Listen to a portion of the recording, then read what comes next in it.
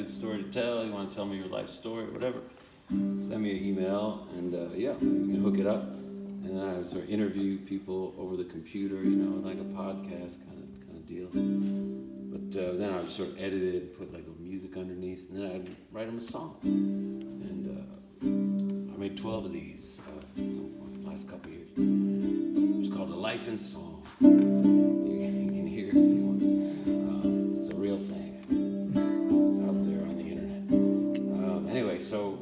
So I sent out the work, the invitation, and like the first guy that got back to me, like almost immediately, just like 20 minutes after the email went out, very eager to play along.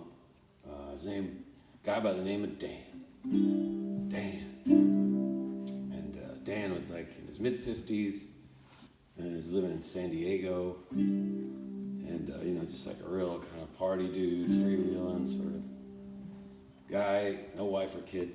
And basically, Dan's story was they had 4 to 6 months left to live, and he knew it. You know what I'm saying? He was battling some sort of cancer, and he had decided to just, it wasn't looking good, and so he said, "Fuck it," and he's just gonna go out, in the last few months, and that's what he wanted to talk about, And he had the day, because he's from California, you can, if your numbers or get to a certain level, you can work it out with your doctor pretty much to assist you, you know what I'm saying? So he had that kind of lined up too, if it came to that.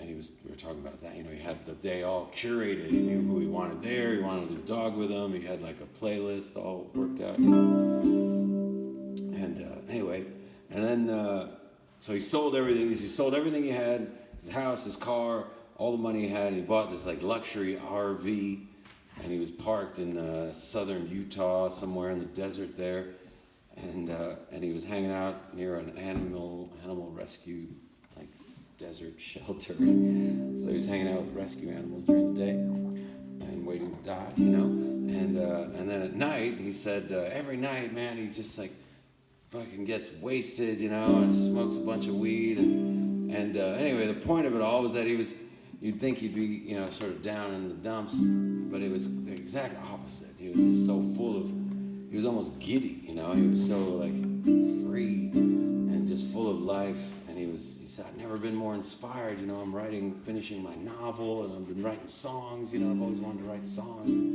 So he's playing his guitar at night in the desert, and it was kind of awesome to talk to him. It was just, freedom's just another word for nothing left to lose. And anyway, so it was cool to meet him. He was the first guy to do my thing. And I got inspired, and I made him a song. I made a song for Dan. And, a couple weeks later, I sent him the song. And he wrote me back, "Oh, man, I can't believe it. I'm so excited to hear it." He said, "But I promised my friend we'd listen to it together. She's back in San Diego. And so the plan is I'm going to drive the RV back there this weekend, and we're going to listen to the song, and then, and she's got a bunch of mushrooms too, so I'm going to take like a big pile of mushrooms, and have like a sort of prime the pump, So he was excited for that. So the plan was after the weekend, next week, when we got back, we would talk about the trip and all that stuff, the song. Anyway, so the weekend came and went, and then like I didn't hear from him, and then another weekend sort of came and went, and then I wrote him, "Hey Dan, just checking in, dude," and never heard back from Dan. Just had to say. So I don't even know if he heard the song or not, but I like to play it for you now. It's called "Song for Dan." Well, at least there is bourbon. At least there's weed, and even mushrooms, if you need. And tiny little empty eyes kindly staring back at you. Angel Canyon at night has the darkest of skies, and it's quieter than death.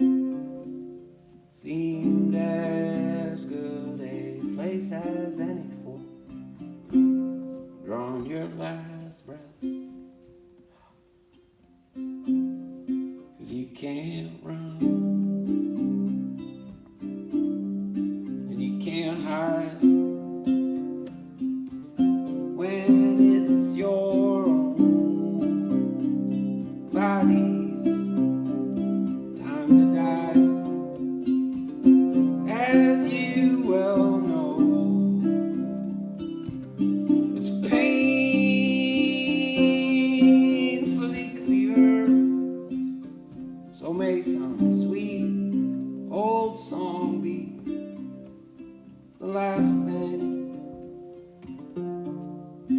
that you hear.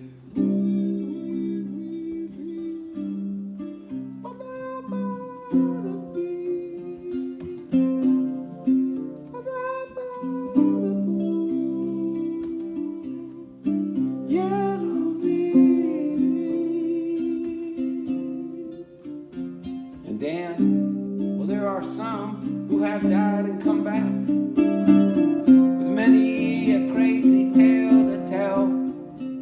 It's hard to know just what to make of all that. Oh, but they all tend to speak of some heavenly light and a love outside of time, and a joy for which there are no